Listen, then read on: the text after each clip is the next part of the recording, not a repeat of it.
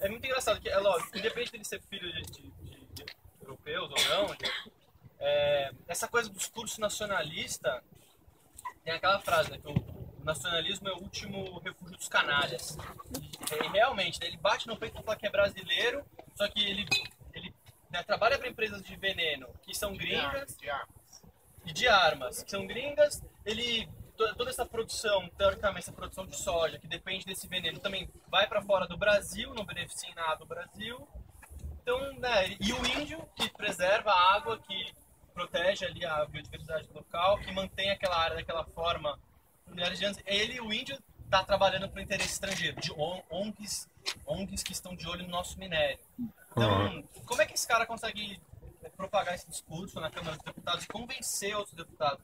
Isso é uma coisa que me chocou quando eu fui lá, que na época os jornalistas não eram a maioria, mas eles conseguiam convencer a maioria. Eu falei, pô, mas cadê as pessoas do bem para convencer esses deputados a não votarem? Mas aí pra você ver, o cara foi o mais votado do Rio Grande do Sul, né?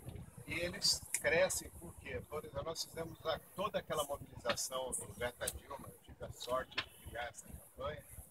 E o que aconteceu? O fato do governo ter se calado e se omitido, esses caras cresceram. Então, aquele abaixo-assinado de mais de 2 milhões de assinaturas sequer foi visto, né? Arranjaram um lugar lá para a gente depositar as assinaturas. O Gilberto Carvalho dizia que era um parceiro das ONGs, escondeu essas assinaturas, ninguém sabe onde está, e até hoje não tivemos uma única resposta do abaixo-assinado. E, na realidade, toda essa discussão do código que a gente viu aqui é para fazer uma coisa. Antes do André falar da água, porque acho que é importantíssimo, ele impacta direto na água. Esse código florestal era para acabar com um negócio chamado função social da terra. Então, esse parque risca. Outros parques do Brasil todo risca. Terra para parque não precisa. Terra para índio não precisa. Terra para quilombo não precisa. É isso que vai ser votado na PEC 215. Eles não desistiram, perderam no Código Florestal e agora estão dando um novo golpe chamado PEC 215. Isso cresceu porque o governo cedeu espaço. Nós estamos falando de 156 bilhões de dólares. Se você juntar tudo da educação e da saúde no Brasil, não dá o dinheiro que é passado para esse pequeno grupo de produtores que faz o agronegócio do Brasil. Então, para garantir vamos dizer, um orçamento, uma reserva primária do Brasil, nós continuamos vendendo produtos primários, esses que são lá da agricultura, que depende de água demais. A gente exporta água, exporta energia, pago, irrigado com o nosso dinheiro, que é do dinheiro do BNDES, Caixa Econômica, Banco do Brasil, e é isso que faz com que o governo fique refém desses números. 20% dos proprietários que estão aqui representados no filme têm 80% das terras do Brasil e querem mais. 80% dos proprietários têm só 20% das terras. Esses vão receber esse ano, que foi o melhor ano da agricultura familiar por conta da eleição, menos de 12 bilhões. Ou seja, o dinheiro equivalente ao que foi pago em veneno no Brasil no ano passado. Só a indústria de veneno recebeu mais de 12 bilhões de dólares, muito mais do que o que a gente está falando em dinheiro, ou seja, 24 bilhões de reais. Então, 24 não, 3, sei lá. Mas o que é importante para dizer para vocês, isso é o que está o pano de fundo. Toda essa anistia aqui é para garantir esses caras que entraram nas nossas terras. É a empreiteira que fica aqui dentro, uma cirela, que tem o benefício da especulação imobiliária. É o cara que tem, em outros lugares, esses caras fazem estoques de terra. Hoje, quem foi no Parque dos Búfalos, cadê a galera do Parque dos Búfalos aí? Vocês viram? É esse pessoal que não deixa que se faça desapropriação das terras que estão em estoque naquela região e vão invadir um parque que é a área de todo mundo, porque é muito mais dar voto e esse tipo de coisa. Então, é isso que está em jogo nesse jogo do Código Florestal. E aí, o segundo ponto, e acho que o Marcelo podia falar para não ficar muita conversa, o maior desastre que a gente teve foi a falta de proteção dos rios. O Mário está falando aqui, e o André colocando essas questões, eu acho que não vamos só relacionar a questão da água, simplesmente também com a questão da floresta, mas a gente tem uma outra relação aqui, que eu acho que bate muito de frente com o que vocês estão vivendo aqui no parque, que é assim, é o modelo econômico que a gente está vivendo. Quando o Mário está falando aqui do que a gente está exportando, a gente está falando de commodities, a gente está falando de mercado financeiro. Quando a gente está falando aqui da ocupação do parque, a gente também está falando disso. E, na verdade, a nossa resistência nesse momento, ela é a resistência a todo esse modelo econômico que a gente está vivendo. Quando a gente está falando de toda a degradação ambiental que a gente vive hoje no Brasil, é um modelo econômico que se baseia num consumismo desenfreado e que vale qualquer coisa. Ou mesmo aqui na cidade, quando a gente está convivendo na cidade no dia a dia, é esse o modelo que a gente está vivendo. Quando a gente está falando da crise da água, hoje, aqui em São Paulo, ele é esse modelo. A Sabesp, há 5 anos atrás, ela estava fazendo campanha para grandes produtores consumirem a água. Era campanha pesada para que houvesse o consumo. E assim foi. Há 2 anos atrás, a sociedade civil, reunida com o governador, alertou o governador para essa situação que nós estávamos vivendo. Relatórios da ANA de 10 anos atrás, para ser conservador, 10 anos atrás, já apontava para a crise hídrica que a gente estava vivendo. Quando a gente está falando da Cantareira, da situação que a gente está vivendo, a gente está falando de toda uma ocupação imobiliária que vem acontecendo naquela região, uma valorização, um estoque de terra que já vinha de mais de 30 anos, guardadinha lá, e que depois foi toda desmatada. Vamos desmatar devagarinho e tal, vamos garantir aqui, porque depois a gente pode colocar condomínios. E é isso que está acontecendo hoje. Se você chega em todos aqueles reservatórios, se você chega em todos aqueles reservatórios, o que acontece é isso. Hoje, é toda aquela ocupação. Eu acho que a gente está num momento, que é esse momento de justamente a gente fazer a virada. A gente tem que saber como a gente vai fazer. Né? Quando a gente olha a campanha agora do Zeta Dilma, a gente mudou, viu? Precisamos olhar esta experiência de campanha e fazer uma campanha aonde vai ser o melhor caminho e justamente a gente vai conseguir fazer essa virada. Uma coisa que não dá para deixar aqui, a gente está falando de água, a gente está falando de código florestal, a gente está falando de mudanças climáticas que batem as nossas portas. Todas as metrópoles do mundo hoje vivem algum tipo de problema ambiental climático.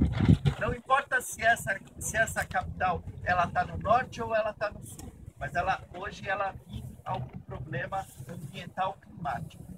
A região sul do planeta, muito mais, e vai viver muito mais, porque todos os pesquisadores apontam para isso, e todos os relatórios do IPCC apontam para isso. E no norte, talvez, de uma maneira mais tranquila, justamente porque o planeta está aquecendo. Como pode ser uma região mais fria e você tem tendências, você pode levar a ter uma valorização até desse território, mas vivem uma transformação. Mas a nossa perda de biodiversidade, ela é enorme e ela é inevitável e é o nosso capital. E como que a gente vai conviver com isso ou o que a gente espera fazer isso? E as nossas cidades?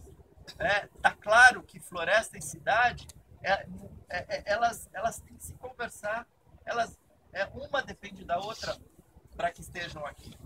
Tá claro a questão da água hoje, na região metropolitana de São Paulo. Se você fala de usos, tem um monte de discussões sobre o uso da água, tá? 80%, 70% é agricultura, 20% é indústria. Não é a nossa realidade aqui. 80% de toda a água da região metropolitana é uso urbano, é o nosso uso. E aí, como é que a gente vai fazer? E ainda 30%, 40% de tudo que é produzido ainda a gente joga fora. E hoje, aponta que a Sabesp teve uma perda na Bolsa de Valores de 38,8%, 40%. E quem que vai pagar essa conta? Todo mundo que está aqui. Tá? Porque a ideia não é aumentar a conta porque a gente está numa crise hídrica, a gente tem um problema, não. É porque a gente tem uma situação econômica de uma empresa importante no estado e alguém tem que pagar essa conta, quem vai pagar a conta somos nós. Posso fazer uma pergunta? Posso falar depois? Eu faço pergunta? Claro, claro. Então, só para uma coisinha para lembrar. Um dos argumentos que usamos aqui no parque era a questão das ilhas de calor, lembra disso? Que tem na região metropolitana. Pra vocês terem uma ideia, a menina que inventou isso tinha 21 anos, né, na época, a Magda Lombardi, lá da Unesp de Rio Claro.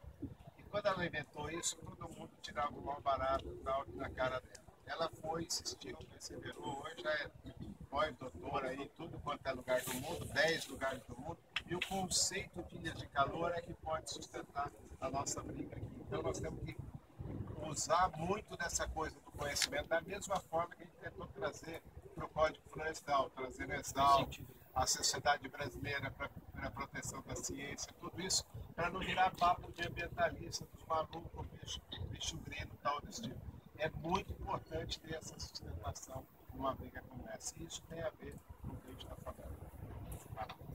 Não, queria apontar umas coisas. A primeira coisa, assim, adorei o filme, não tinha visto ainda. Queria te fazer um convite para atualizar ele mensalmente. Eu estou curiosíssima. Dá vontade, né? Para você chegar lá no Blairo Maggi e falar assim, e aí, o que você está achando da seca, sabe? Pois é. Ir lá falar com o Aldo Rebelo. Você continua achando que mudança climática não existe? Ou você está começando a mudar de ideia, sabe assim? Porque o filme é recente e a situação já, infelizmente, se agravou muito, né? Assim, eu hoje em dia trabalho diretamente aí com a agricultura urbana, orgânica e tudo mais, e é muito louco porque antes dessa história da água, a gente já estava, tem várias pessoas aqui, a Carol, nesse mundo, e parece que é um mundo cindido, né? E no filme isso aparece, né? Então tem o Antônio Nobre falando uma coisa totalmente concreta pra gente, né? E aí o Reis, o Blairo Maggi, não sei o que lá, falam uma coisa que a gente ri, mas se a gente estivesse passando esse filme na convenção da Monsanto, ia ser o contrário, iam rir. Então, assim, eu sou jornalista e para mim incomoda muito a falta de diálogo. E eu fico muito angustiada com isso, em perceber que esses mundos na agricultura e agora a situação da água também, eles não se comunicam.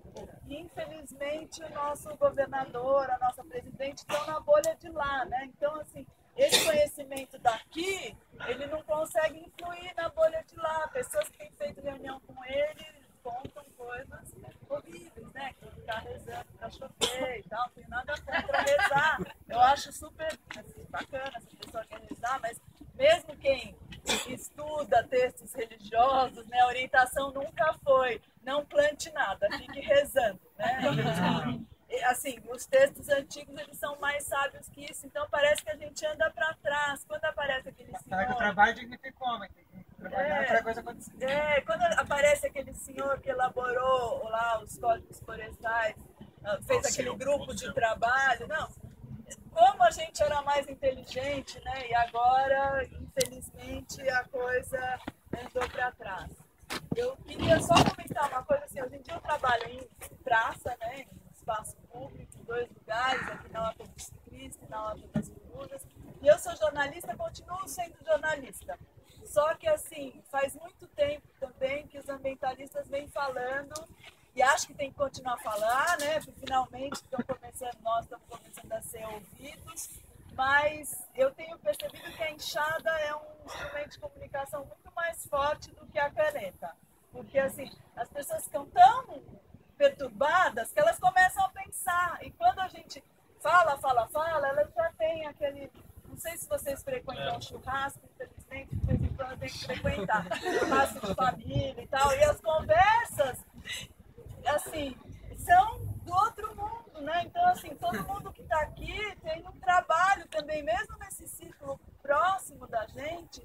Eu acho que o Reis não é à toa que ele foi mais votado no Rio Grande do Sul, que o Blairo Maggi sempre ele é eleito do que ele quiser. Eles refletem o que a maior parte da população pensa. Infelizmente, a maior parte da população quer ver índio morto, né? Infelizmente, não quer árvore. A vizinha, eu tenho uma casa aqui em São Paulo e nasceu uma embaixada frustradíssima, porque ela não quer folha no telhado dela. Mas você fala, mas é só ir lá uma vez por mês e tirar 2 minutos. Ela não quer, ela fica aflita. Isso reflete lá na Amazônia, acontece isso. As pessoas que ficam perturbadas quando a gente está mexendo na terra, eu já fui xingada 3 vezes na Horta das Corujas. Depois começou a sair no jornal, a única vantagem é isso, que pararam de xingar, porque agora é chique. Mas no começo, a pessoa ficava de fora da cerca falando assim, sua nojenta, sua porca, você está transformando isso num chiqueiro, porque eu estava mexendo na terra. Então, assim, existe muita gente aqui nessa cidade que nunca pisou com o pé na terra, que não coloca a mão, que tem aflição de abelha, joaninha, sapinho, como é que chama aquilo? Aquilo que anda na parede, lagartixa, as pessoas têm horror, elas saem jogando veneno, elas veem uma formiga, elas têm um ataque, né? Mata afogado, não mata com veneno. Assim, os produtores de orgânico, eles têm um problema muito sério, os que fazem delivery e tudo mais, porque às vezes chega uma alface com uma lagarta, a pessoa joga e começa a gritar, e começa a jogar veneno em tudo, e fala, eu nunca mais, e assim, o veneno é invisível, né? Então ela come com veneno todo dia, mas assim, se aparecer um dia uma lagarta, e a gente que planta vê que é impossível você levar para casa uma alface inteira que não tenha uma lagartinha, né? Então é isso. Eu acho que a gente precisa fazer uma mudança cultural. Acho que não é à toa que o país odeia índio. O país se odeia, o país odeia a própria história. A gente quer ser texano, né? O sonho da gente assim, acabar com todas as artes. E assim, não é necessário economicamente, o filme mostra essa pecuária extensiva. Uma vez eu estava viajando num aviãozinho e aí tinha um cara do lado e falou assim, era uma coisa que ia aprender de São Paulo, ele disse assim, eu quero ter terras, falou pro cara que estava do lado. Aí o cara falou assim, pra quê? Pra ter, sabe assim? Então a impressão que esses caras que têm uma fazenda assim do tamanho de um país e põem 6 bois lá dentro, eles querem ter. Querem arrasar com tudo, eles têm ódio à vida, né? E assim, a gente precisa ajudar a incutir o amor à vida, que começa na lagartinha, na joaninha, não sei o que lá, e agarrar os cacos, né? Aqui é um caco, vamos agarrar esse caco. Acho que essa ideia da Ilha de Calor é sensacional, a Horta das Corujas é outro caco. Tem uma sugestão, lá na Horta das Corujas a gente está fazendo um santuário de abelhas em extinção. Então tem Jataí, Mandaçai, agora tem Mirim. Aqui é um lugar ótimo para encher de colmeia, chamar o Ibama, falar assim, essas abelhas estão todas em extinção, a gente precisa, sabe, o negócio das abelhas é bárbaro, agora tá lindo, tá cheio de